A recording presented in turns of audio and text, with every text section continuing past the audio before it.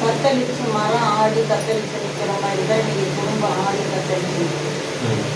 உண்மையா புரியுதா? அப்ப அந்த தத்தளிச்சு நிற்கக்கூடிய மரம் இந்தாண்ட சாஞ்சி விழலாமா இந்தாண்ட சாஞ்சி விழலாமான்னு இருக்கு. அப்ப எந்தாண்டையும் சாஞ்சி விழாமல் நடுவு சென்டர்லாம் நின்றுதுன்னா ஒரு குலசாமின்னு சொல்லலாம். மரம் குலசாமி பேர் பரமேஸ்வரி நினைச்சுக்கலாம்.